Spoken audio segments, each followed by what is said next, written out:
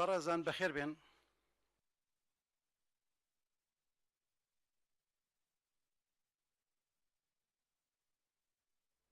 لە تیۆری ئۆراسیاییدا کە لەلایەن بیرمەندی گەورەی جیهانی و باوکی تیۆری ئۆراسیایی نوێ بەڕێز دووگین و بەڕێز سابین پێشکەش دەکرێت. بە کورتی پێویستە دانەناسینێک لەسەر سەبارەت بە بەڕێز دووگین و بیرۆبۆچوونەکانی بخەینە ڕوو. بەڕێز دووگین ڕۆژی 7 جانیوەری 1962 لە مۆسکۆ لەدایک بووە، لە باوکێکی قانونی و دایکێکی پزیشک لەدایک بووە و لە بنەماڵەکەیەوە بیر و باوەڕەکانی ئۆرتۆدۆکسی گەشەی کردووە. سەرباری ئەوەی کە لە وڵاتێکی کۆمۆنیستی پێگەیشتووە، بەڵام هەرگیز باوەڕی بە بیر و باوەڕی کۆمۆنیستی نەبوو و لە نەوەدەکانەوە بەکاری ڕۆژنامەگەری دەستی پێکرد. لە ساڵی 1997 تیۆریە گەورەکەی خۆی خستە ڕوو کە دەنگدانەوەیەکی زۆری لە دنیا دروست کرد. ئەویش کتێبەکەی بوو بە ناوی بنیاتەکانی جیۆپۆلیتیک کە لە ساڵ 1997 نووسی. ئەم کتێبە هەر لە ماوەیەکی کەمدا بە زۆربەی زمانەکانی دنیا وەرگێڕدرا و جەنجاڵێکی لە ناوەندەکانی هزری استراتیژی و ناوەندە ئەکادمیەکانی دنیادا دروست کرد. هەموو کەس پرسیاری کرد ئەم بیرمەندە کێیە، چۆن بیر دەکاتەوە. لە دوای ئەوە لە 2000ەوە بیرۆکەی پارتی ئۆراسیایی لەلایەن گەشەی کرد و لەگەڵ هاوڕێکانی پارتی ئۆراسیاییان دانا، بەڵام دوای ماوەیەک ئەو پارتە داخرا و خۆخۆیشی سەرۆکی دیپارتمانتی کۆمەڵناسی و سیاسی بوو لە دوومای رووسیا. لە 2003 بەدواوە بوو بە سەرۆکی بزوتنەوەی ئۆراسیایی جیهانی و لە ساڵەکانی تردا کۆمەڵە کتێبی تری خستە ڕوو. خاوەنی 30 بەرهەمە، 30 کتێبی چاپکراوە و خاوەنی سەدان وتاری جۆربەجۆرە کە لە هەموو زمانەکانی دنیادا مەوجودە. و تاوەکو ساڵی 2009 گەورەترین بەرهەمی بیرمەندی گەورە بە ناوی تیۆری چوارەمی سیاست کە ئەو جەنجاڵەی دروست کرد کە خۆتان نەزانن لە ئەمریکا تەنانەت دەوروبەرەکەی ترامپیش ڕاوێژکارەکانیشی تێوەگلان کە کەوتنە ژێر کاریگەری بیربۆچوونەکانی. لە تاران دەنگدانەوەیکی زۆری هەبوو. لە ئەنقەرە تیۆریەکەی بە ناوی خەتی مۆسکۆ ئانکارا گۆڕانکاریکی زۆری لە تورکیا دروست کرد. تەنانەت کاریگەری لەسەر بیری بڕیارسازانی تورک کرد و لە گەڕانەوەیەک بۆ بیری ئۆراسیایی لە ناو ژمارەیەکی زۆر لە ژەنراڵەکان دروست بوو. بۆیە بەڕێز ئەلێکساندر دووگین خاوەنی تێزێکی گەورەیە، خاوەنی تیۆریەکی گەورەیە. ئەمڕۆ لە زۆربەی زۆری ناوەندە ئەکادمیەکان و بنکەکانی هزری استراتیژی دنیا باسی لێوە دەکرێت، مشتومڕی لەسەر دەکرێت، جەنجاڵی دروست کردووە. لەبەر ئەوە ئێستا هاتنی بۆ کوردستان بۆ ئێمە شانازیەکی گەورەیە کە ئەو ئێستا لە سەرەتاکانیە کە ئەوێ دیدێکی ئۆراسیایی بۆ پێگەی کوردستان بنووسێتەوە و ئەمەشی کرد لە وتارێکی کە بۆ کتێبێکی ئێمە پارساڵ نووسی. جۆرێک لەمهەیەک لە دیدی ئۆراسیایی بۆ قەزیەی کوردی خستە ڕوو. ئەمەش سەرەتایەکە. خۆمان لەم ڕۆژ چەند ڕۆژە قسەمان لەگەڵ کرد، وتی ئەمەیە ئەو تۆزە گەورە بکەم و بیکەمە سەرەتای تێز و تیۆریکی تازەتر بۆ دیدێکی تازە بۆ هارتلەندی خۆرهەڵاتی ناوەڕاست کە بریتیە لە کوردستان. لەبەرەوە ئەم دیدە بۆ ئێمە گرینگە، چونکو خۆتان نەزانن بەرزایەکانی کوردستان ڕاستەوخۆ کاریگەری لەسەر ئاسایش لە قەفقاز هەیە، ئاسایش لە قەفقاز ڕاستەوخۆ کاریگەری لەسەر ئاسایشی نەتەوەی رووسیا هەیە و ئێمە زۆر شت پەیوەستمان دەکا بەیەکەوە، چونکو ئەو دوو هێڵەی لە ستێپەکانی ئۆراسیاوە دێت ڕاستەوخۆ دەکاتە کوردستان. بەسەر کوردستاندا هێڵێکی بەرەو دەریای سوور دەڕوات، هێڵێکی بەرەو دەریای سپی و هێڵێکیشی بەرەو کەنداوی بەسرە دەڕوات. لەبەرەوە بیربۆچوونەکانی بۆ ئێمە مهمە. ئێمە تەنیا دەتوانین ئەوەندە باس بکەین، لەوە زیاتر درێژی ناکەین. حەزەکەین گوتارەکە بسپێرین بە بەڕێز دووگین خۆی. Thank you very much. Thank you very much for your invitation. زۆر سپاستان دەکەم و سپاس بۆ میوانداریتان. It is my first visit to Iraq, first acquaintance with Kurdish people. ئەمە یەکەم سەردانی منە بۆ عێراق و یەکەم ناسین و ئاشنابوونم بە خەڵکی کورد. And I have known already many things that I have missed before. لێرە چەند شتێک فێر بووم کە پێشتر نەمزانی بوون. So we have arrived here not to teach but to take a lesson from you. ئێمە من نەهاتوین بۆ ئێرە خەڵک فێرکەین بەڵام هاتووم لێرە وانەیەک فێر بم. Because we are living in a very important moment of the history. ئێستا لە ساتێکی زۆر گرنگی مێژووە ئەژین. The history is once more open. مێژوویە کە لە جاران کراوەترە. Nobody could boast to have the knowledge of the future. کەس ناتوانێت بڵێ من زانیاری ئایندەم هەیە. Future once more depend on all of us. ئایندە پشت بە هەمومان ئەبەستێ. We Russians, we have no long-term vision of the future. ئێمەی ڕووسیش ڕوئیایەکی درێژخایەنی ئایندەمان نییە. We have lost our communist ideology. ئایدۆلۆژیای کۆمۆنیستی خۆمان لەدەستدا. We have rejected during 90s liberal pro-western ideology. لە ساڵانی 90دیشدا بیرۆکەی لیبرالی ڕۆژئاواییشمان ڕەت کردەوە. And now our return to the history goes parallel with the search of new understanding of the world. ئێستاش کاتی ئەوە هاتووە کە تێگەیشتنێکی نوێمان هەبێ بۆ جیهان. From our part, we are proposing Eurasianist world vision. لەلایەن خۆمانەوە بۆ ئەو مەبەستە بیرۆکەی ئۆراسیایی پێشکەشەکەین. And I will try to explain in the short terms what is all about. ئەن هەوڵەدەم لە ماوەیەکی کورتە بۆتان ڕوون بکەمەوە کە بیرۆکەی ئاسیایی ئۆراسیایی مانای چییە. And how apply that to the case of the Kurdish people, your people in the search of statehood, of your place in the history among the other peoples? هەروەها چۆن بتوانین ئەو بیرۆکەی ئۆراسیاییە تەطبیق بکەین لەسەر کەیسی گەلی کورد کە بە دوای دروستکردنی دەوڵەتە ئەگەڕێ. It is next step. هەنگاوی ئایندەیە. So we are beginning with the principles. کەواتە یەکەم جار ئەبێ بە پرینسیپەکانی ئەم بیرۆکەیە دەست پێ بکەین. Without them, all the rest will be incomprehensible. بەبێ بوونی ئەو پرینسیپانە باخەکەی تری ئەوی دیکەی کەس ناتوانێت لی تێبگە. First of all, I have many studies concerning what is the people. من دیراسەی زۆرم کردووە لەسەر ئەوەی کە گەل یا خەڵک چییە. I have written the very important book, Ethno-Sociology. کتێبێکی زۆر گرنگم نووسیوە بە ناونیشانی ئێتنۆ-سۆسیۆلۆجی کۆمەڵناسی ئەتنیکی. Trying to give to the concept of the people concrete meaning, scientific meaning. لەو کتێبەدا هەوڵەدەم پێناسەیەکی زانستیانەی وشەی گەل بکەم.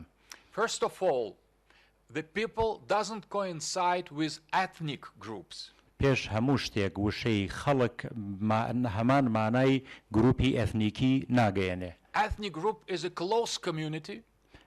گروپی ئەتنیکی کۆمەلگایەکی پێکەوە گرێدراوە. Living outside of the history. کە لە دەرەوەی مێژوو ئەژین. In the eternal return. بە شێوەیەکی بەردەوام دووبارە ئەبێتەوە. It is closed community. کۆمەلگایەکی داخراوە. With the same origins, with the same history. بە هەمان مێژوو هەمان بنچینەوە. And it is a kind of organic organism, holistic organism, the whole. ئۆرگانیزمێکی بڵین پێکهاتەیەکی ئۆرگانیکە ئۆرگانیزمە. And the place of the family is central tradition. لەو جۆرە کۆمەلگایشە پێگەی خێزان لە هەمووی سەرەکی تر و سنترالترە. People is very different from this ethnic group. کەواتە گەل یا خەڵک جیاوازە لە گروپی ئەتنیکی. And on the other hand, people is different from nation. لە ڕۆکەی تریشەوە گەل جیاوازە لە نەتەوە. Nation is political concept. وشەی نەتەوە کۆنسپت یا مەفهومێکی سیاسیە. Of European Enlightenment epoch. کە هی سەردەمی Enlightenment ڕۆشنبیری ئەوروپیە. And that the concept of nation is inseparable, is the same as national statehood, state. کەواتە وشەی گەل یان وشەی نەتەوە جیا ناکرێتەوە لە وشەی وڵات دەوڵەت. Nation is based on the personal individual citizenship. نەتەوە لەسەر هاوڵاتی بوونی تاکە کەسی بنیادنراوە. And it is always artificial creation. هەمیشە پێکهاتەیەکی دەستکردە. It's bourgeois concept ئەو مەفهومێکی بورژوازیە of European modernity. کە لە بەرهەمی مۆدرنیزمی ئەوروپیە.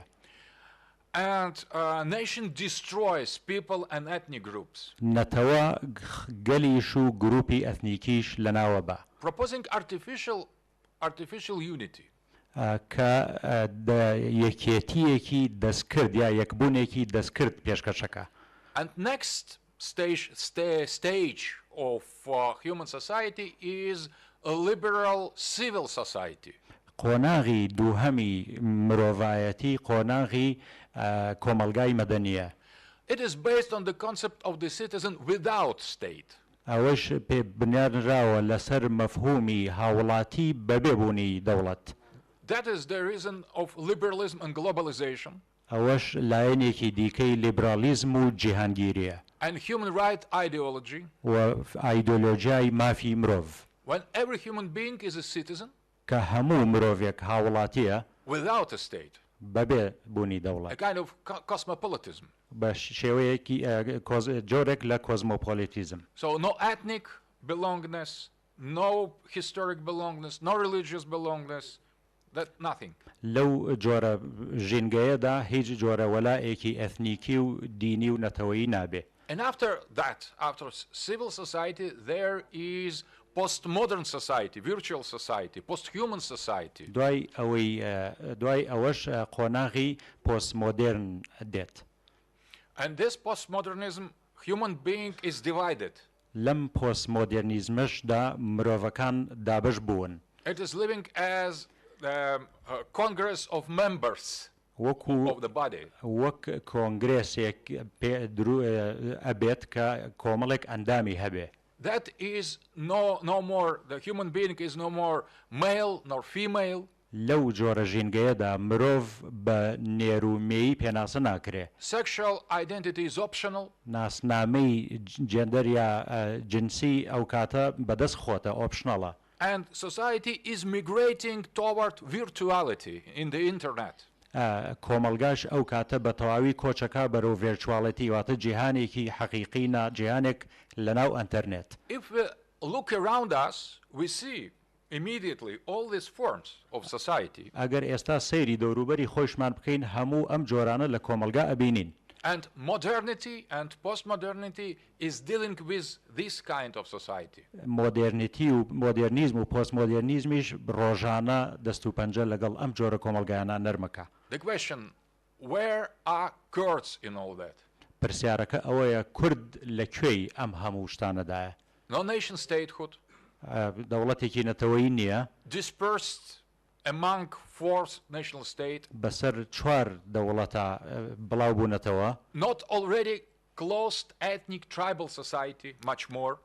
وەکو جارانیش گروپێکی ئەثنیکی عشایری داخراویش نین. Not integrated in the civil society of the Western type. بە تەواویش نەبوو بە بەشێ لە کۆمەلگای مەدەنی لە جۆرە ڕۆژاواییەکەی. Living on the earth and not in the internet. لەسەر زەوی ئەرزی واقعی ئەژین و لەناو ئەنتەرنێتان ناژین. So that is the problem. کێشەکە لێرەدایە. And it could be solved only if we consider the other concept. ئەو کێشەیەش تەنها بە حاڵەتێک بە شتێک چارەسەرەکرێت کە مەفهومەکەی دیکە لە بەرچاو بگرین. The concept of the people. کۆنسێپت یا مەفهومی گەل. As scientific category. بە کاتەگۆریەک یا بە شێوە خشتەیەکی زانستی. As scientific term. وەکو زاراوەیەکی زانستی. You know difference between scientific term and the word in the speech. جیاوازی نێوان وشە وەکو زمانەوانی و زانستی ئەزانن چییە؟ They are quite different. زۆر جیاوازن لە یەکتر.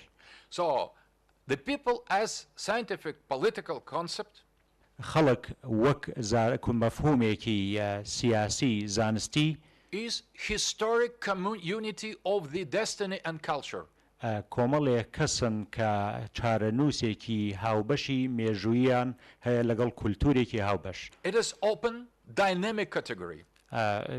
کۆمەلگایەکی داینامیکی کراوەیە. Not close as ethnic group. وەکو ئێثنیک گروپ یا گروپێکی ئێثنیکی داخراو نین. Developing with the history. لەگەڵ مێژوودا گەشە ئەکەن.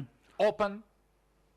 کراون. And creating different kind of societies, states, religious and civilizations. لە هەمان کاتیشدا کۆمەلگای جیاواز و دەوڵەتی جیاواز و مەدەن شارستانێتی جیاوازیش بەرهەمەهێنن. All historic states, pre-modern states were created by peoples.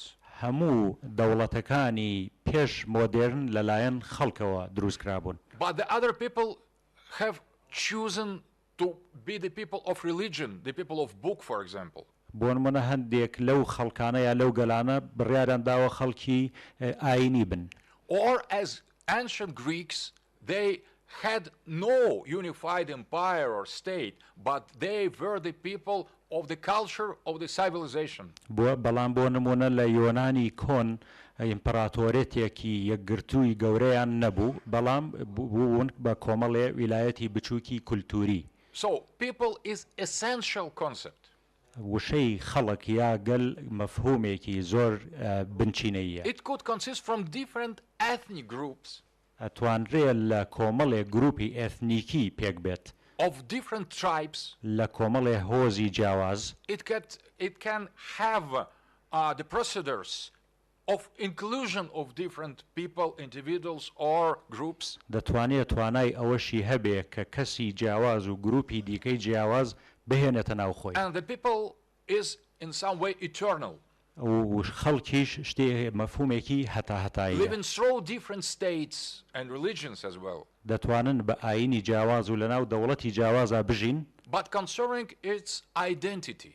بەڵام لە ڕووی ناسنامەییەوە It is very thin, a very subtle thing, identity of the people. بەڵام لەو حاڵەتەدا شوناسیان یان ناسنامەیان شتێکی زۆر تەنک یان لاوازە بێ. We could propose to apply to the concept of the people philosophic term of Dasein, German word, Dasein.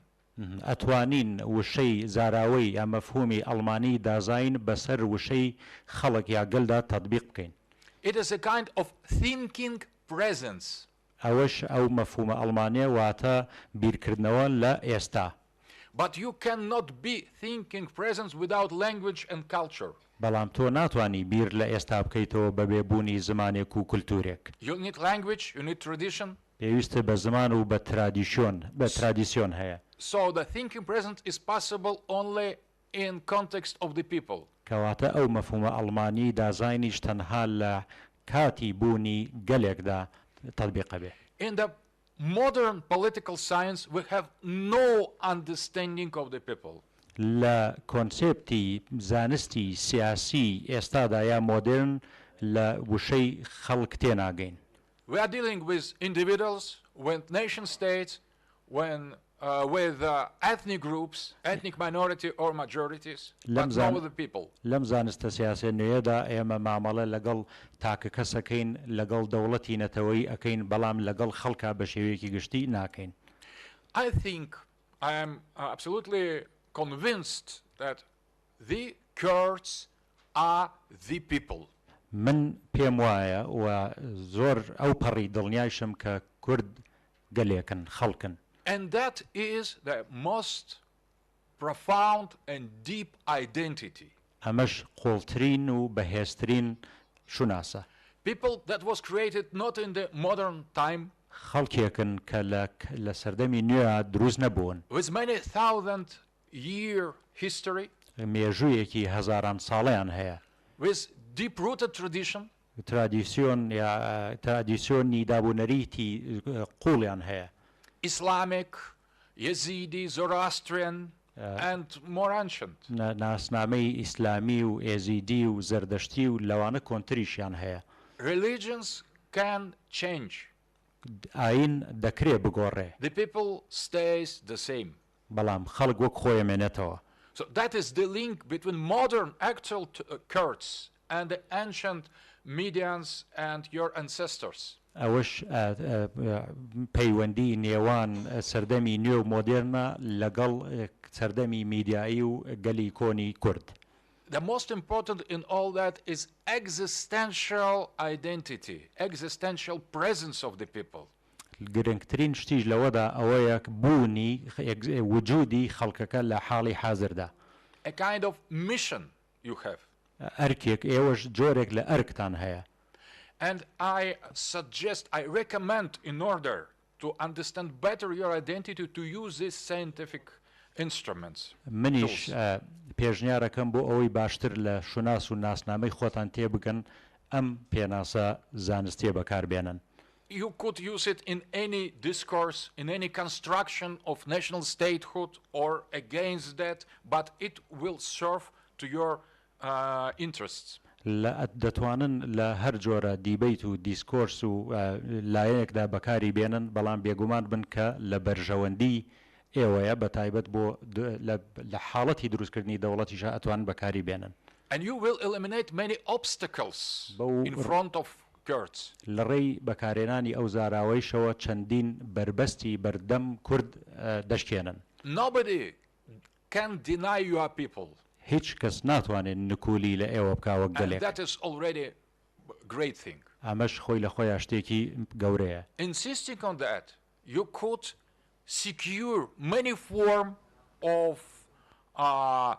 conservation and reinforcement of your identity, of your social tradition, culture and communion tradition. لە ڕۆشنایی ئەوەشدا کە کەس ناتوانێت نکولیتان لێ بکە ئەتوانن سوور بن لەسەر پێداگری بکەن لە پاراستن و ناساندنی کولتور و شارستانیت و ڕابردووی خۆتان. And I strongly recommend use this concept in your struggle for your place in the history.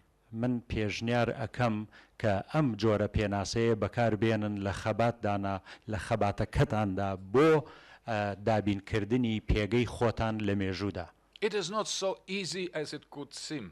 لە بێگومان ئەوەنش ئاسان نییە کە دەوترێ. I could leave you the links to internet where my book fully about ethnosociology is printed, published, or send here to your center and to Kurdistan some book in Russian. من ئەتوانم هەندێک لەو لینکانەتان بدەمێ دەربارەی کتێبەکان و نووسینەکانم لەسەر ئەم مۆزوعی گروپی ئێثنیکی یا خۆت هەندێک لە کتێبەکانم کە لەو بارەیەوە نووسی و من بە زمانی ڕووسی بۆتان بنێرم بە تایبەتی بۆ سەنتەری لێکۆڵینەوەکە. This book will be published soon in English as well. ئەم کتێبەش لە ماوەیەکی کەمدا بە زمانی ئینگلیزیش چاپە بێ. I hope it will be useful. من هیوادارم بە کەڵک بێ. Second aspect, and Eurasianism, the philosophy that I defend, لایەنی دووهەم ئەو فەلسفەی ئۆراسیانەیە کە من بەرگری لێ یەکەم recognizes the people as the most important and the certain category. ئەو بیرۆکەیە خەڵک یا گەلێک وەکو گرنگترین ئامرازی یا ڕەگەزی ناو ئەم بیرۆکەیە ئەناسێنێ. So people for us Eurasianists is the central and essential thing. بۆ خەڵکانی وەکو ئێمە بەردا کۆکیکار لە بیرۆکەی ئۆراسیان خەڵک گرنگترین ڕەگەزە. And the difference of the peoples cannot let us construct hierarchy among them. جیاوازی نێوان خەڵکەکانیش لەم بیرۆکەیەدا ڕێمان نادا ئێمە هایراکی یعنی برا گەورە و برا بچووک لە نێوان خەڵکەکانە دروستکەین. Every people has its own set of values. هەموو کەسێک لەنا ئەو بیرۆکەیەدا کۆمەڵێک بەها و قیەمی خۆی هەیە. And we cannot judge one people by the eyes of the other. هیچ کەسێک لەو گروپانە ناتوانێت حکم بەسەر لایەنەکەی تردا بدا. People is universe. خەڵکان ئەو کاتە هەر هەمویان پێکەوە گەردوونین. Open, expanding, declining, but living universe. ئەو کاتە بە شێوەیەکی کراوەی ئەژین گەشە ئەکەن یا دەپوکێنەوە بەڵام گرنگ ئەوەیە هەموو دەژین.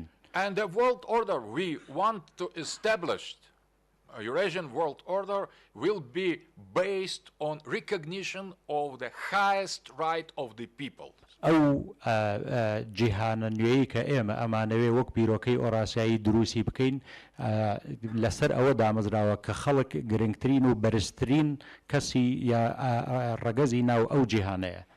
It is people-centered world vision.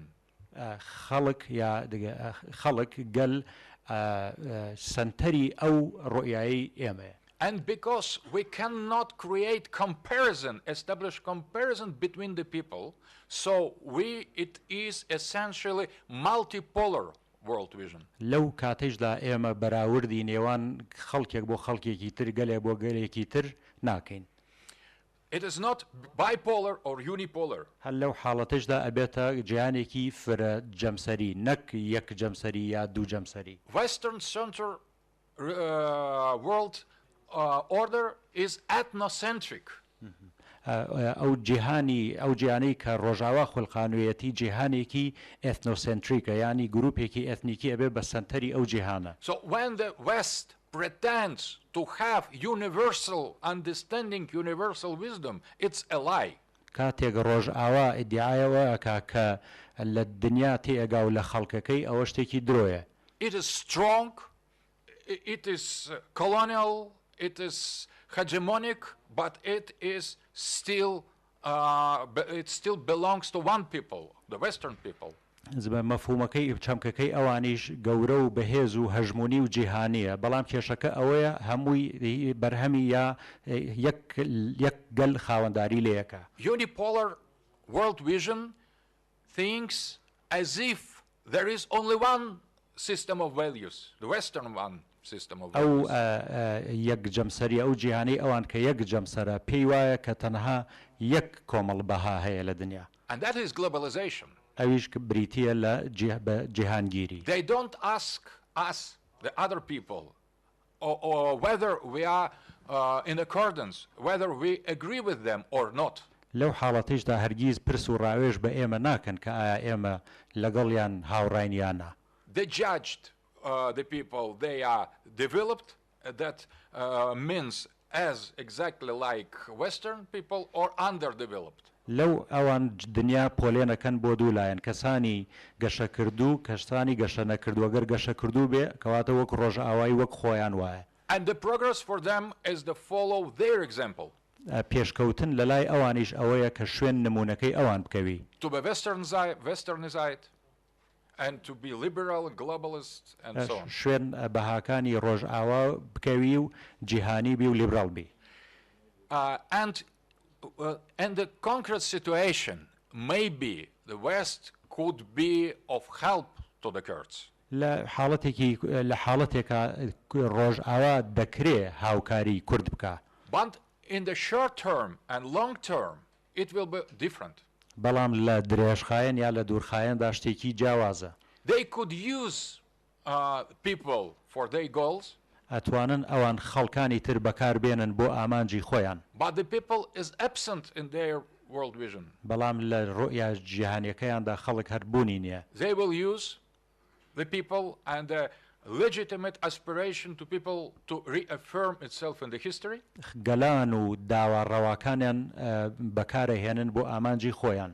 But in the next stage they will destroy people. بەڵام لە قۆناغی دوای ئەوەدا هەر ئەو گەلە لە ناو دەبن. In favor of world citizen, civil society, globalism and cosmopolitanism. بە ناوی کۆمەلگای مەدەنی و جیهانگیری و کۆسمۆپۆلیتانەوە ئەو خەڵکانە لە ناو دەبن. European peoples are disappearing now. ئێستا گەلانی ئەوروپی لە ناو دیار نامێنن. And that is the reason why the populist movements grow. هەر لەبەر ئەوەشە گروپ بزوتنەوەی پۆپولیستی لە ئەوروپا لە گەشەکردندایە. And in United States of America there is the same problem. لە ویلایەتە یەکگرتوەکانی ئەمریکاش هەمان گرفت هەیە. The half of Americans want to save the people. نیوەی خەڵکی ئەمریکا دەیەوێت خەڵکەکەی خۆیان ڕزگارکەن. And they have voted Donald Trump. لەبەر ئەوە دەنگیشیان داوە بە دۆناڵد ترامپ. And the other part, half of America, identify Americanism with globalism. لایەنەکەی یان نیوەکەی تری ئەمریکاش ئەمریکا وەکو هێزێکی جیهانی گلۆبەڵ پێناسە ئەکا. Both parts are American. بەڵام هەردووکیان ئەمریکین. But they're contrary. هەرچەند دژی یەکتریشن. So we could find communication, mutual understanding with the American people, not with American globalist elite. ئێمە ئەتوانین لەگەڵ خەڵکی ئەمریکا گفتوگۆ بکەین و لە یەکتێ بگەین بەڵام نەک لەگەڵ ئیلیتەکانی ئەمریکا. So in order to affirm the right of the people and create the world order on the concept of the people, we need to fight against this imposition of globalism. لەبەر ئەوە ئەگەر بمانەوێت داکۆکی لە گەلان و لە مافی گەلان بکەین لە جیهانێکی نوێ ئەبێ دژایەتی سەپاندنی گلۆبەلایزیشن جیهانگیری ڕۆژئاوایی بکەین. So the West and United States of America is not something homogeneous. ویلایەتە یەکگرتوەکانی ئەمریکا و ڕۆژئاوا کۆمەلگایەکی یەک ڕەنگ نین. It's very important to understand. پێویستە زۆر گرنگە لەوە تێبگەین. But in any case, the concept of people serves very much to understand what is going on in the West, in the East, here in the Middle East. هەر بۆیە تێگەیشتن لە زاراوە و لە چەمکی خەڵک زۆر هاوکاریمانەکا بۆ ئەوەی تێبگەین حاڵی حازر لە ڕۆژهەڵات و ڕۆژئاوا و لە ڕۆژهەڵاتی ناوەڕاستیش چی دەگوزارێ. And I invite you to prolong cardology. لەبەر ئەوە بانگێشتانەکەم یا پێشنیارەکەم درێژە بە لایەنی کوردۆلۆجی کوردناسی بدەن. To study in depth your identity. بە قوڵی بە وردی دراسی ناسنامەی خۆتان بکەن. All aspects of your history. هەموو لایەنەکان و ڕۆکانی مێژووی خۆشتان. To concentrate on the study of languages, all languages spoken by Kurds. تەرکیزیش جەخت بکەن لەسەر دیراسەکردنی هەموو ئەو زمانانەی کە کورد پێی دەدوێن. And that will be very important in the next stage of your historical reaffirmation. ئەو هەنگاوانش زۆر گرنگن بۆ قۆناغی داهاتووی سەلماندنی خۆتان لە مێژوودا. The next part of my lecture is dedicated to geopolitics. بەشی دووهەمی قسەکانم تەرخان کراوە بۆ لایەنی جیۆپۆلیتیک. We are changing the register, the level of discussion. لەبەر ئەوە هەر ئاستی گفتوگۆکەشمان دەگۆڕین. And we are going to speak about geopolitics as a kind of special analytical approach. وەکو لایەنێکی شیکاری بەرەو باسکردنی جیۆپۆلیتیکس دەڕۆین. I have discovered geopolitics in the late 80s. لە کۆتایی ساڵانی هەشتا من لایەنی جیۆپۆلیتیکسم بۆ دەرکەوت یا پێی ئاشنا بووم. In Soviet time, it didn't exist in the Soviet Union. Earlier. پێش ئەو ساڵانە لە یەکێتی سۆڤێت ئەو لایەنە بوونی نەبوو. We created our international politics basing on Marxist ideological approach. ئێمە سیاسەتی جیهانی خۆمان لەسەر ئایدۆلۆژیای یا ئایدۆلۆژیای مارکسیزم بنیاد نابوو. And geopolitics was judged bourgeois science. وشەی زاراوەی جیۆپۆلیتیکس حکمی بەسەر ئەوەی بەسەرا ئەدرا کە ئەمە بیرۆکەیەکی بۆرژوازیە. Nevertheless, I have studied it. بەڵام لەگەڵ ئەوەشدا من هەر دیراسەم کردووە. And that proved to be very important in the 90s. و بۆمان دەرکەوت کە لە ساڵانی 90 بە تایبەتی زۆر گرنگ بوو. We have lost communist understanding of the world politics. لە ساڵانی 90 ئێمە تێگەیشتنی کۆمۆنیستیمان بۆ کاروباری جیهان لەدەستدا بوو. We tried to imitate and to follow the West. هەوڵماندا کوێرانە شوێن ڕۆژئاوا بکەوین. And we have almost lost our state. بەو هۆیشەوە هەر خەریک بوو دەوڵەتەکەشمان لەدەست بدەین. Effectively, we have lost our state because Soviet Union was our state. هەر بەڕاستیش ئێمە دەوڵەتی خۆمان لەدەستدا چونکە یەکێتی سۆڤێت دەوڵەتی ئێمە بوو. Not ethnic in an ethnic sense. نەک بە شێوازێکی ئەتنیکی. but in the sense of the people. بەڵام لە ڕووی خەڵکەوە Because Russian people was very open. خەڵکی گەلی رووسیا زۆر کراوە بوون. It easily could include in the community, historic, cultural community, the other ethnic groups. کەلی رووسیا زۆر کراوە بوون و زۆر بە ئاسانیش دەیتوانی باوەش بکاتەوە لە خۆی بگرێ گروپە ئێتنیکیەکانی دیکەی جیهان. It was the case in empire, during empire, and that was the case during Soviet Union. ئەو ڕاستیش هەم لە سەردەمی ئیمپراتۆرێتی رووسیا ڕوا بوو هەم لە سەردەمی یەکێتی سۆڤێتدا. Following the West, we have lost that. ئەگەر شوێن ڕۆژاوا بکەوتینایە ئەوەمان لە دەست دەدا. And we began to lose Russia. ئەو کاتە رووسیاشمان لە دەستدا. On the ethnic separation borders. بەڵام لە ڕووی جیاکردنەوەی سنووری ئێتنیکیەوە مەبەستم ئەوەیە. Once more, people and ethnic group, different things. لەبەرەوە جارێک کە باسی ئەگەینەوە سەر ئەوەی کە خەڵک و گروپی ئەتنیکی دوشتی جیاوازن. The West said to Moscow in 90s. ساڵانی 90 ڕۆژئاوا بە مۆسکۆیان دەوت Please be civil society. ببن بە کۆمەلگای مەدەنی. And let ethnic minority live as they want. و بهێڵن گروپە ئێتنیکە کەمایەتیە ئێتنیکەکان چۆن پێیان خۆشە بەو شێوەیە بژین. That signified not only the end of this state, but the end of the people. ئەگەر وا بواە ئەوە نەک هەر ئەبووە هۆی لە ناوچوونی دەوڵەت بوو بگرە دەبوو بەهۆی لە ناوچوونی گەلەکەش. And some Russian nationalists during 90s proposed to put the other minority out and create purely ethnic, racial,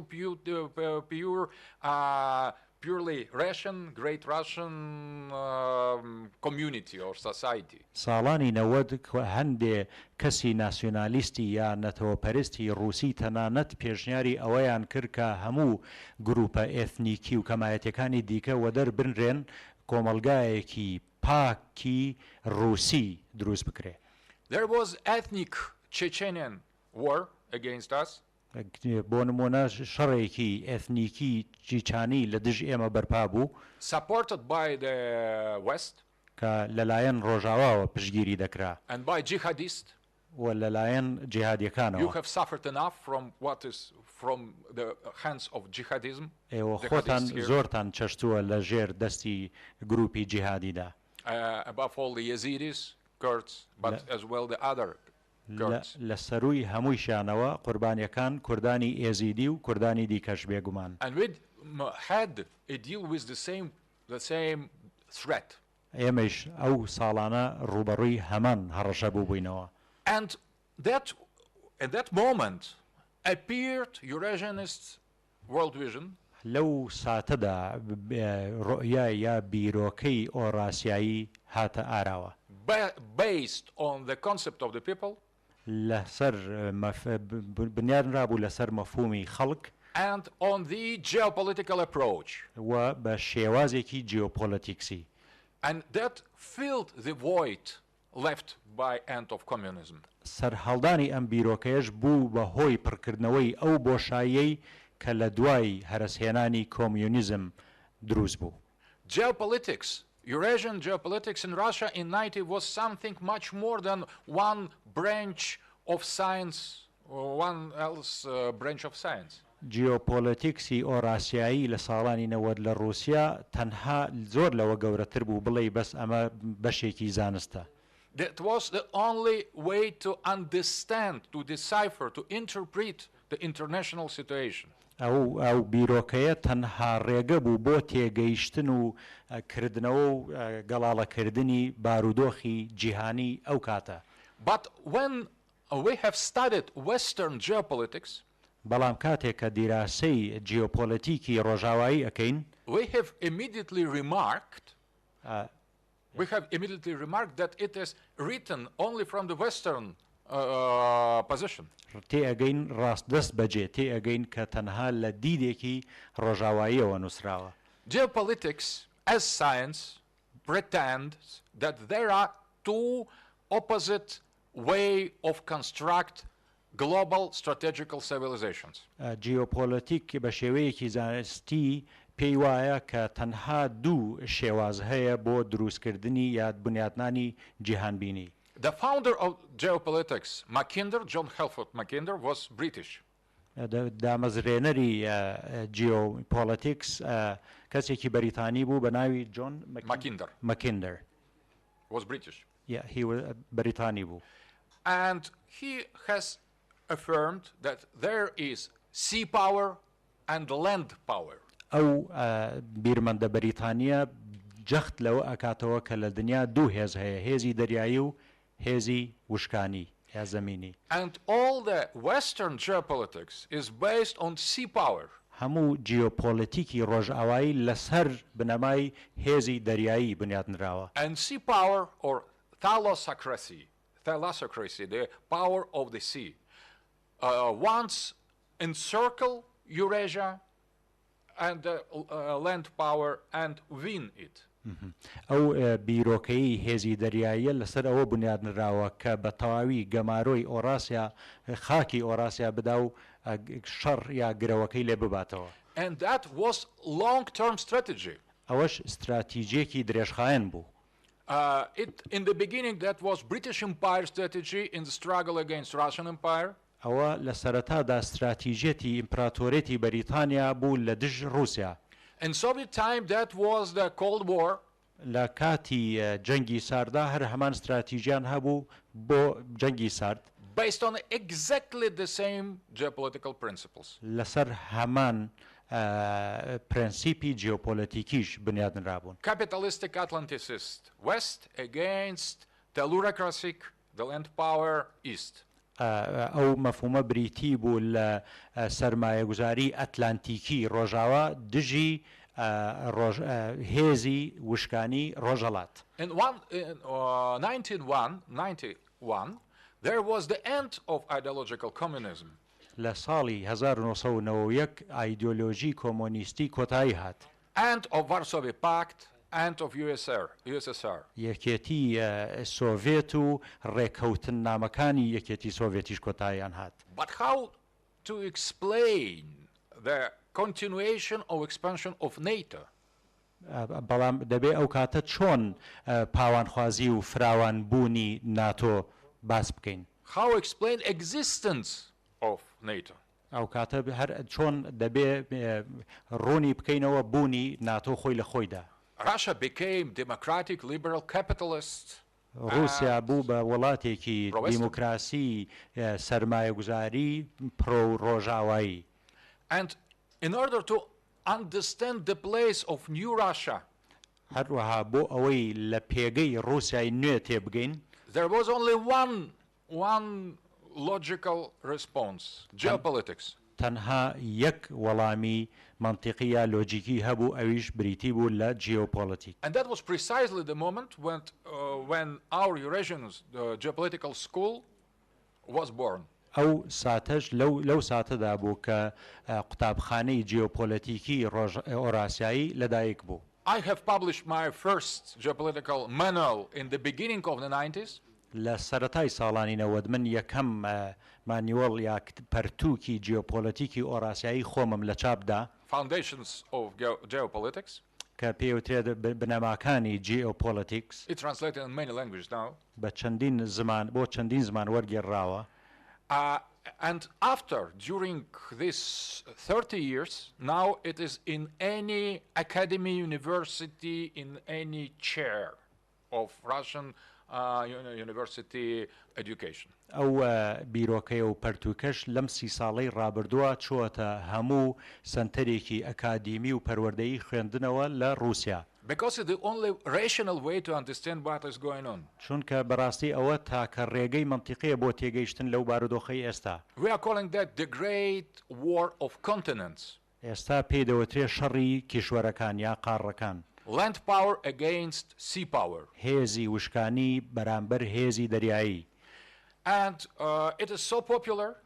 ئەو بیرۆکەیەش هێند بەناوبانگە. Precisely because it fills the gap left by communism. ڕێک لەبەر ئەوەی ئەو بۆشایە پڕکاتەوە کە لە دوای نەمانی کۆمۆنیزم دروست بوو. And explain the logic of the West.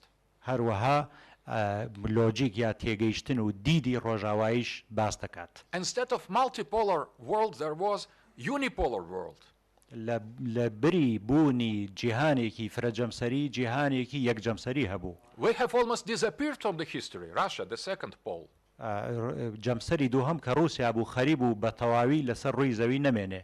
But Atlanticism, sea power, didn't disappear. بەڵام لە کۆتاییدا هێزە دەریایەکەی ئەوان لەناو نەچوو دیار لە ون نەبوو. There is no more socialism. سۆسیالیزم تەواو بوو. But the capitalism is still here. ئەوە کاپیتالیزم یا سەرمایەداری هەر ماوە. It is the same logic. هەر هەمان لۆجیکە. With only sea power left. بەڵام هێزی دەریایی هەر وەک خۆی ماوە. And that was the principal basis of Mr. Putin. ئەوەش پرینسیپی بنەمای بەڕێز پوتین بوو. Who came to the power from the circles of military and servicemen.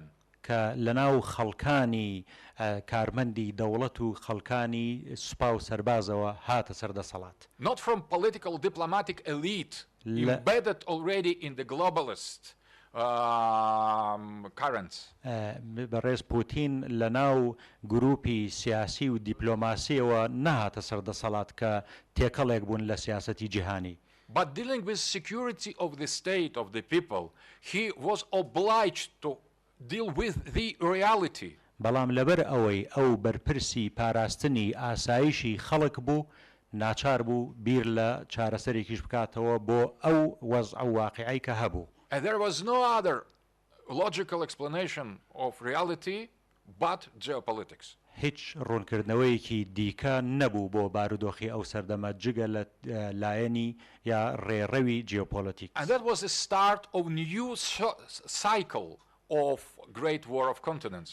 ئەوەش سەرەتای دەستپێکێکی نوێی بازنەی جەنگی کیشوەرەکان بوو. Particularity of our Eurasianist geopolitical school is لایەنی تایبەتی قوتابخانەی جیۆپۆلیتیکسی ئۆراسیایی ئێمە بریتیە لە we have proposed symmetric vision, terrestrial vision, land power vision of the world. ئێمە بیردۆزی تەرەستریەڵ واتە بیردۆزەکەمان لە هێزی وشکانی هێزی سەر زەوی بنیاتناوە. We have transformed the victim of Western geopolitical an active subject. ئێمە قوربانیانی سیاسەتی جیۆپۆلیتیکسی ڕۆژئاوامان کردووە بە کارکتەرێکی کارا. And that is why I am called most dangerous philosopher in the world by the Westerners. لەبەر ئەوەیە کە ڕۆژئاواییەکان بە من ئەڵێن مەترسیدارترین فەیلسوف. I have spoken once personally with Mr. Brzezinski in Washington. من جارێکیان لەگەڵ مستر برژینسکی لە واشنگتن قسەم کرد. And there was chess board between us. لە نێوان هەردووکیشمانە سێتێکی شەترەنج دانرابوو. And I have asked him, لێم پرسی Mr. Brzezinski, did you think that the chess board is the game for two players? لێم پرسی وتم بەڕێز برژینسکی تۆ پێت وایە ئەم شەترەنجە تەنها بۆ دوو یاریزان دانراوە؟ He has answered, never. وەڵامی دایەوە نەخێر. So in the American way of thinking, there is only one player.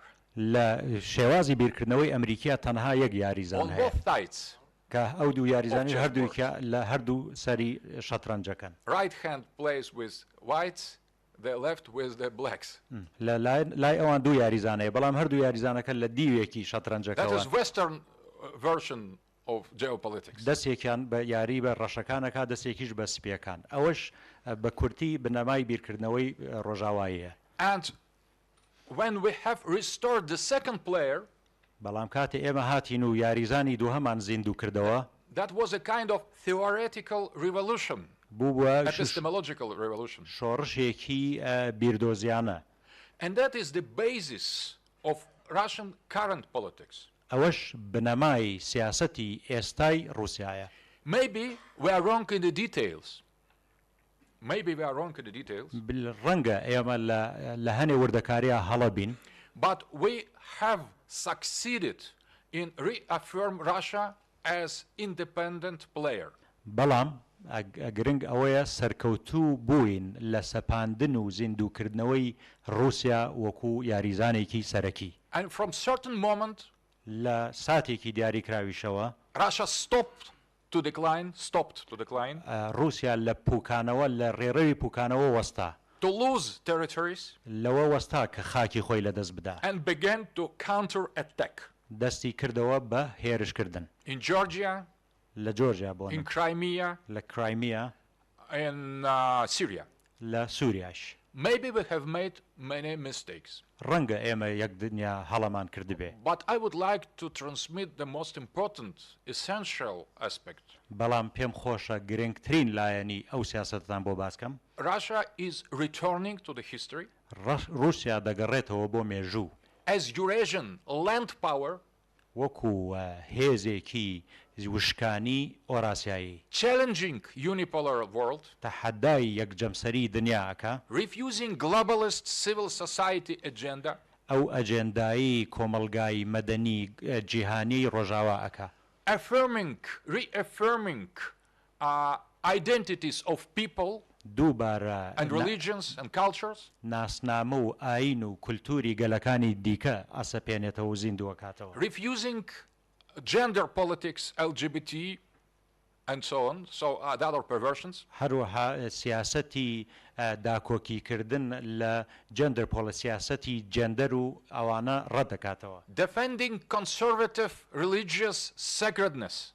پارێزگاری لە لایەنی ئاینی و پیرۆزی و کۆنسەرڤەتیزم ئەکا but we could not afford to do it ourselves. بەڵام ئێمە ناتوانین خۆمان بە تەنها و تەنیا باڵ ئەو ئیشە بکەین. So now our land power geopolitics is based not on the return to the bipolarity, بەڵام ئێستا سیاسەتی هێزی زەمینی فرەجەمسەری ئێمە تەنها بۆ ئەوە نییە کە لەسەر ئەوەیە کە بگەڕێتەوە بۆ خەڵک but instead we are proposing multipolarity. هەروەها ئێمە پێشنیاری بوونی فرەجەمسەری ئەەکەین. And the main vision, main frame of multipolar worlds is in my book that is called the Theory of Multipolar World. بنەمای ئەم بیردۆزە فرەجەمسەریش لە کتێبەکەی منە هەیە بە ناونیشانی جیهانێکی فرەجەمسەری. In order to understand the logic and the strategy of modern actual Russia, هەروەها بۆ ئەوەی لە استراتیژی و لە بوونی رووسیای ئەمڕۆی مۆدێرن تێبگەین in the main principles, in the main frame, لە چوارچێوە سەرەکیەکەیدا not in the details, نەک لە وردەکاریەکاندا I recommend translation in Kurdish, this book, The Theory of Multipolar World. پێشنیارەکەم کە کتێبی بیردۆزی جیهانێکی فرەجەمسەر وەربگێڕێتە سەر زمانی کوردی. When certain asked me why we so eager to support Trump, بە کاتێکە لێم پرسرا بۆچی هەندێک ئەوەنە بە پەرۆشن بۆ پشگیریکردنی ترامپ and we did support him. ئێمەش بە تایبەتی لە رووسیا پشگیریمان کرد. The reason was his speeches were multipolar. هۆکارەکە ئەوە بوو کە وتارەکانی فرەجەمسەر بوون. He criticized globalization. ڕەخنەی لە جیهانگیری دەگرت. He criticized interventionism and hegemony of the United States of America. ڕەخنەی لە هەژمون و دەستێوەردانی ویلایەتە یەکگرتوەکانی ئەمریکا گرت. So our position is never was anti-American. ئێمە پێگەی ئێمە یا هەڵوێستی ئێمە هەرگیز دژە ئەمریکا نەبوو. That was and is anti-globalist. لە ڕابردووشا و لە ئێستاشا دژی بە جیهانیکردنە. And we defend not bipolar world. ئێمە پشگیری جیهانێکی دوو جەمسەر ناکەین. But multipolar world. بەڵام جیهانێکی فرەجەمسەر. So that is very important difference. ئەوەش جیاوازیەکی زۆر گرنگە. We cannot afford to take a burden of second pole. ئێمە ناتوانین باری ئەرکی جەمسەری دووهەمی دنیا بخەینە سەرشانی خۆمان. We are going to construct multipolar construction. پێمان خۆشە جیهانێکی فرەجەمسەر بنیاد بنین. With other great powers. لەگەڵ زلهێزەکانی دیکە. So that is not the fight against the United States. ئەمەش مانای جەنگکردن نییە دژی ئەمریکا. It is rather the fight against liberal globalist ideology. تەنها جەنگێکە یا ڕوبەڕووبوونەوەی بیردۆزی لیبرالی جیهانگیری ڕۆژاوایە. And everybody, including the Americans, including American president who fights against globalization, are on our Eurasian side. هەموو کەسێک تەنانەت سەرۆکی ویلایەتە یەکگرتووەکانی ئەمریکا خۆیشی دژی بە جیهانگیری و گلۆبەلایزیشنە کەواتە لە لای لایەنی ئۆراسیایی ئێمە ئەگرێ. We could easily imagine cooperation between Russia and United States. ئێمە زۆر بە ئاسانی ئەتوانین بیر لە هەماهەنگی بکەینەوە لە نێوان ئەمریکا و ویلایەتە یەکگرتووەکانی لە نێوان رووسیا و ویلایەتە یەکگرتووەکانی ئەمریکا. For example, fighting ISIS. بۆ نمونە لە شەڕکردن لە دژی داعش. On another issues. لەگەڵ کێشەی دیکە. But it should be really on the equal terms. بەڵام ئەبێ لەسەر بنەمایەکی یەکسانی بنیاد. We could not follow the orders of the other. ئێمە ناتوانین شوێن فەرمانی خەڵکانی تر بکەوین. We could conclude agreement. ئەتوانین بگەینە ڕێکەوتن. A kind of map, political map. ئەتوانین نەخشەیەکی سیاسی دروست بکەین. We need to take in consideration of all regional players. نەخشەیەک کە هەموو یاریزانە هەرێمیەکان لەبەرچاو بگرێ. We could not help once and weaken the others. ئێمە ناتوانین لە پشتی کۆمەڵێک بگرین و هەندێک کەسیکە لاوازکەین. We could not sacrifice the peoples. ناتوانین گەلان بکەینە قوربانی.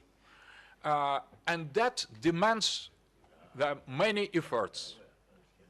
ئەمەش پێویستی بە هەوڵ و تێکۆشانی زۆر هەیە. So that where Kurds are in this fight of great war of continents. پرسیارەکەش ئەوەیە کورد دەکەونە کوێی ئەم جەنگی کشوەرەکان. It's open question. پرسیارێکی کراوەیە ئەمە. During Cold War geopolitics. لە سەردەمی جیۆپۆلیتیکسی شەڕی سارد. They were rather on the Eurasian side. ئەو کاتە کورد لە لایەنی ئۆراسیاییدا بوو. Against Turks. دژی تورک. Member of NATO. کە ئەندامی ناتۆ بوو. And against not so much against Iran. هەروەها دژی ئێرانیش بەس نەک بەو ڕادەیە. But at lesser scale. بەڵام بە ڕادەیەکی کەمتر. After the change and the disappearance of Soviet Union. دوای گۆڕان و دیارنەمانی یەکێتی سۆڤێت. In 90s. لە ساڵانی 90. Russia went out of region of Middle East. رووسیا ناوچەی ڕۆژهەڵاتی ناوەڕاستی بەجێ هێشت. And Russia have lost not only our position in Middle East, we have lost our position in Eurasia. رووسیا نەک تەنها پێگەی خۆی لە ڕۆژهەڵاتی ناوەڕاست لە دەستدا بگرە لە هەموو ئۆراسیا. It was not betrayal. It was not betrayal. ئەوەش خیانەتکردنێک نەبوو یا خیانەت نەبوو. It was fatal error inside of our political thinking. بەڵام هەڵەیەکی گەورەی هەڵەیەکی گەورەی سیاسی بوو لە بیرکردنەوەی سیاسیمانە ڕوویدا. So now we are returning little by little in the history. ئێستاش کەم ئەگەڕێینەوە بۆ دیاریکردنی پێگەی خۆمان لە ناو مێژوو. We are returning to the Middle East. ئەگەڕێینەوە بۆ ڕۆژهەڵاتی ناوەڕاست. In completely new structure, new situation. بە پێکهاتەیەکی نوێ و بە کەشوهەوایەکی نوێ. Iran is not anymore anti-Soviet, anti-Russian. ئێران وەکو جاران دژی سۆڤێت و دژی ڕووسیان نییە. Turkey, that was our Atlanticist enemy, is turned rather against United States. تورکیا کە جاران دوژمنی ئەتلانتیکی ئێمە بوو یانی ناتۆ ئێستا گەڕێتەوە بەرەو رووسیا. Up to the certain point, not fully. نەک بەڵام نەک لە سەدا و بەتەواوی بگرێت تا خاڵێکی دیاری کراوە. We have conserved in Syria our military base. لە سووریاش بنکەی سەربازی خۆمانمان هێشتۆتەوە.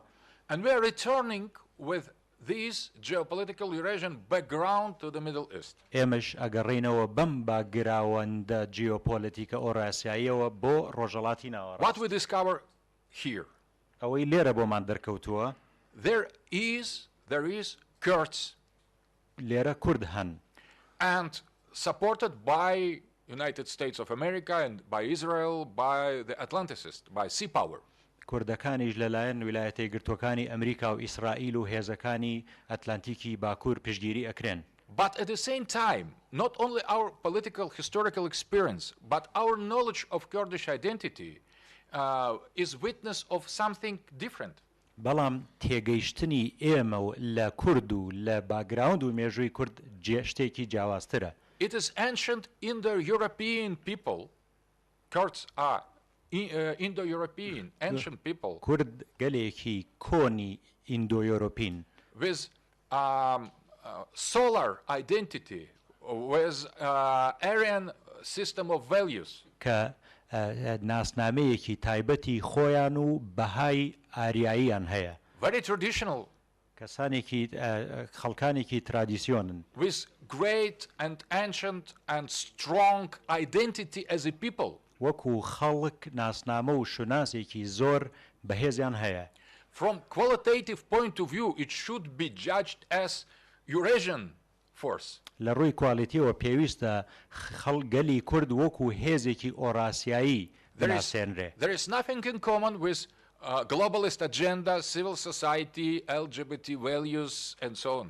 گەلی کورد هیچ شتێکی هاوبەشی نییە لەگەڵ کۆمەلگای جیهانی LGBT یا سیاسەتی جێندەری لیبرالی جیهان. It is not cosmopolitan at all. گەلێکی کۆزمۆپۆلیتان نییە. It is strong people very conscious of its own identity. گەلی کورد گەلێکی بەهێزە کە زۆر بە ئاگایە لە شوناسی خۆی. So we have double identity. کەواتە ئێمە دوو شناسمان هەیە. Instrumental geopolitical role ڕۆڵی سەرەکی جیۆپۆلیتیکی and profound identity. لەگەڵ شناسێکی قوڵی کۆنتر. Profound identity of Kurds is rather on our side. شوناسە کۆنەکەی کورد دەتوانین بڵێن لایەنی ئێمەیە. Present geopolitical situation is rather quite opposite. ئێستا واقعی جیۆپۆلیتیکی سیاسی کورد پێچەوانەی ئەوەیە کەم نەیڵێم. So I don't want to make a kind of conclusion concerning that. ئێستا من نامەوێت بگەمە هیچ ئەنجامێک لەم قسانەدا. Because the situation is open. چونکە بارودۆخەکە کراوەیە. And because of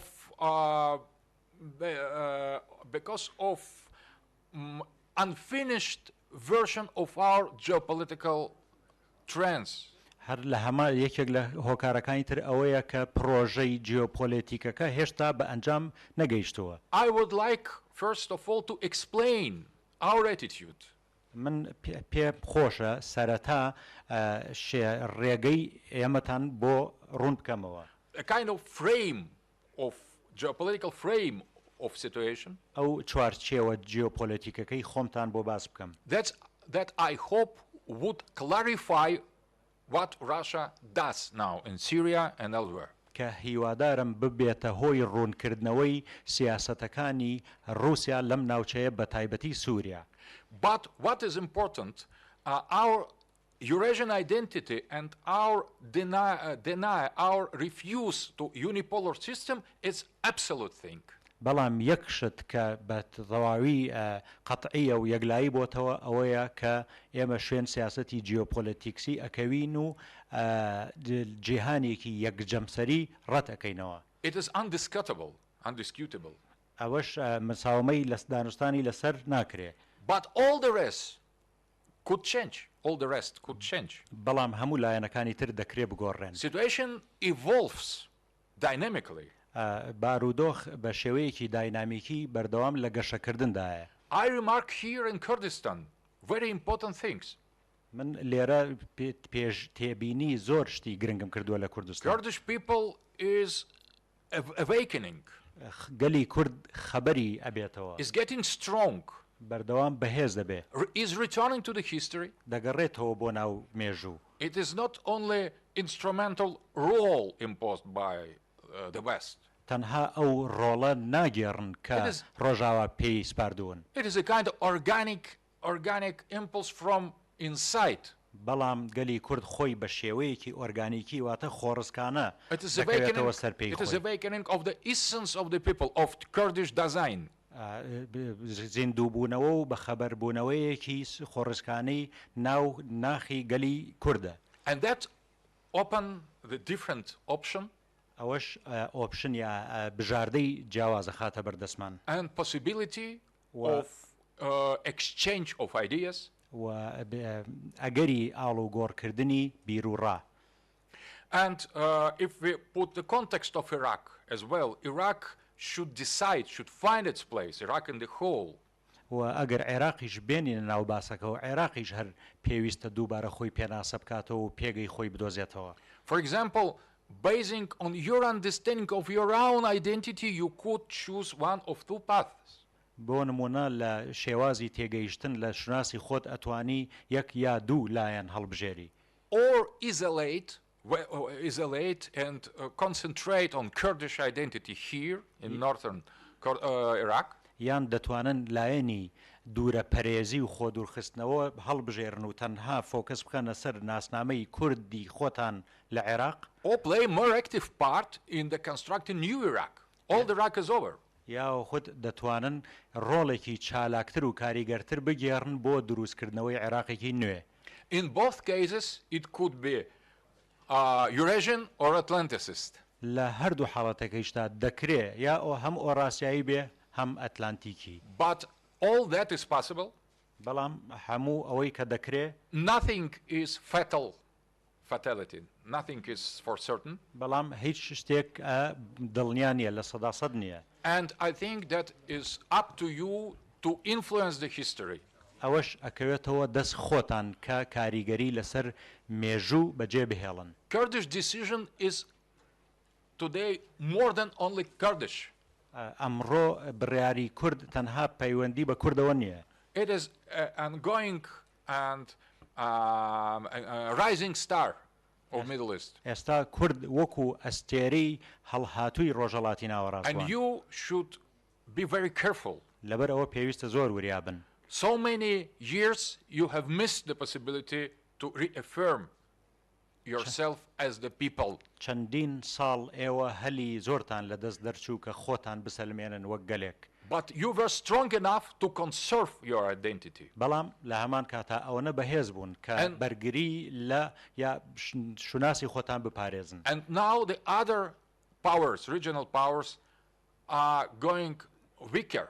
ئێستا هێزە هەرێمیەکانی پێشووتر لاوازترە بن. And you are going stronger. ئێوە بەهێزە بن. That's chance, but you should, it could not be error. ئەوەش هەلێکی زۆر گەورەیە بۆ ئێوە بەڵام نابێ هەڵا مەجای هیچ هەڵەیەکی تیان نییە. Kurdish people suffered so much. گەلی خەڵکی کورد زۆری چەشت. And the genocide of Yazidis recently was so terrible. بۆ نمونە جینۆسایدی ئێزیدیەکان لەم دوایانە زۆر دڵتەزێن بوو. So you have no right to make a mistake. ئەم جارە هەر مافی ئەوەشتان نییە هەڵە بکەن جارێکی تر. So you need think much more than act, I think.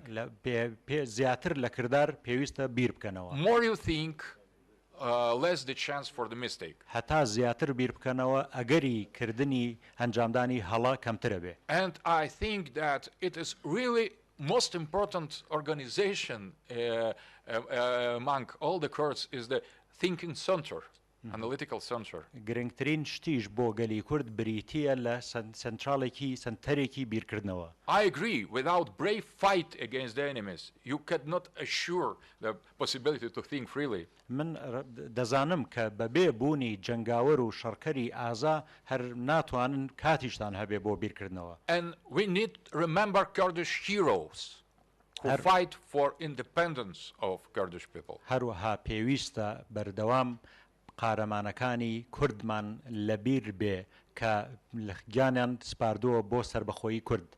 But there is a moment to think. بەڵام هەمیشە ئەبێ کات هەبێ بۆ بیرکردنەوە. And to finish my exposition, هەروەها بۆ کۆتاییهێنان بە بیرۆکەکانم about geopolitics, about Eurasianism, about the concept of the people, I would like to finish with some remarks concerning political option. بۆ کۆتاییهێنان بە قسەکانم دەربارەی جیۆپۆلیتیکس و ئۆراسیایی حەزەکەم دەربارەی بژاردە سیاسیەکان شتێک بڵێم. I have written a very important book concerning fourth political theory. کتێبێکی گرنگم نووسیوە دەربارەی بیردۆزی چوارەمی سیاسی. It is translated in many languages. وەرگێڕاوە بۆ چەندین زمان In Farsi, in Turkish, in all European languages. تەرجەمە کراوە وەرگێڕاوە بۆ زمانە ئەوروپیەکان و فارسی و تورکیش Idea is very simple. بیرۆکەکەش زۆر سادەیە There is three political theory of modernity. سێ بیردۆزی سیاسی مۆدرنیتی هەیە First, liberalism, یەکەم بریتە لە لیبرالیزم that was first to appear and last to stay. ئەوە یەکەم بیرۆکەیە کە سەر هەڵەدا ئەوەیشیانە کە دواترینیان لە ناو دەچێت Second, communism, critical version. دووهەم لایەنی کریتیکی کۆمۆنیزم And fascism or nationalism a third. سێهەمیش بریتیە لە فاشیزم و ناسیۆنالیزم Now there is only one, the first. ئێستا یەکدانە ماوە ئەوەی یەکەمیان Some people are happy with first political theory, with globalization, gender politics, human rights ideology, civil society. هەنێک کەس دڵخۆشن بەو بیردۆزە سیاسی یەکەم کە بریتیە لە لیبرالیزم و سیاسەتی جەندەر و سیاسەتێکی جیهانگیری جیهانگیر But it seems that majority of the people of the world is not happy. بەڵام ئاشکراشە کە زۆرینەی خەڵکی دنیا دڵخۆش نین بەو بیردۆزە. At least there should be alternative. بەڵام لانی کەم دەبێ ئالتەرنەتیڤ هەبێ. But liberalism doesn't let us to have alternative. بەڵام لیبرالیزم بواری ئەوەمان نادا کە ئالتەرناتیڤمان هەبێ. Liberalism affirms you can be center liberal, far left liberal, right liberal, far left liberal, or far right liberal, but liberal still. لیبرالیزم پێت دەڵێ دەتوانی لیبرالی چەپبی یا لیبرالی ڕاستڕەوبی لیبرالی سنتریست و ناوەڕاست بی یا تونڕەوبی بەڵام هەر ئەبێ لیبرال بی. But if we deny liberalism, we are falling in the trap. بەڵام ئەگەر بێت و ئێمە نکولی لە لیبرالیزم بکەین خۆمانەکەوینە ناو We are returning to the communism or to the fascism. ئەو لەو حاڵەتشا ئەگەڕێینەوە بۆ کۆمونیزم و فاشیزم. And all repeats. ئەو کاتش بەدازنەکە خۆی دووبارە ئەکات. Attractiveness of the freedom. It's appealing. لایەنەکانی ئازادی سەرنجڕاکێشن. And liberalism will win once more. ئەو کاتە لیبرالیزم جارێکی کە یاریەکە دەباتەوە. So, but liberalism today is totalitarian. ئێستا لیبرالیزم لەم سەردەما تۆتالیتاریان واتە تاکڕەوە. And it is less totalitarian than communist and fascism, but still totalitarian. بێگومان لە فاشیزم و لە کۆمیۆنیزم کەمتر تاکڕەوە بەڵام هەر تاکڕەوە. And what to do in such situation? لەم حاڵەتەیشدا پێویستە چی بکەین؟ Maybe it will be very important for your political thought. How organize Kurdistan? لەوانەیە زۆر گرنگ بێ بۆ بیرمەندە سیاسیەکانی ئێوە بیر بکەنەوە کە چۆن کوردستان ڕێک بخەن. You are obliged to be liberal with liberal democracy, with parliamentarian system, party system, liberal market and so on. لەوانەیە ناچار بن سیستەمێکی لیبرالی بازاڕی ئازادی پەرلەمانی دروست بکەن بۆ خۆتان. And if you against that, بەڵام ئەگەر هات و دژی ئەوە بوون if you against it, you will be immediately fall or in communism or in nationalism. بەڵام ئەگەر هات و دژی ئەمە بۆستنەوە ئەوە ئۆتۆماتیکی ئەکەونە داوی کۆمیونیستی یا فاشیزم. And you will demonized for that.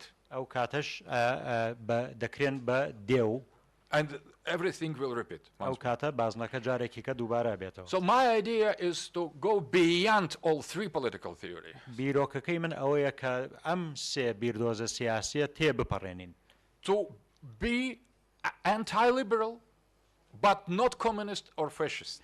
بیرۆکەکەش ئەوەیە کە دژی لیبرالیەت بی بەڵام کۆمۆنیست و فاشی نەبی. And here we meet and here we are meeting the starting point. لێرەشە لەم خاڵەدا هەندێکیان یەکەگرنەوە. And fourth political theory, بیردۆزی چوارەم we need to put the people in the center. بیردۆزی چوارەم ئەوەیە کە خەڵک بکەیت بە ڕابەری ئەم And not individual, not class or not nation. نەک چین نەک نەتەوە و نە تاکە کەس. And that demands imagination. ئەمەش پێویستی بە imagination That demands effort, intellectual effort to create such forced political theory basing on the people. ئەمەش پێویستی بە هەوڵ و کۆشی ئینتەلێکچوەڵ هەیە لەسەر بنەمای خەڵک. We need to look into the pre-modern tradition, religious tradition.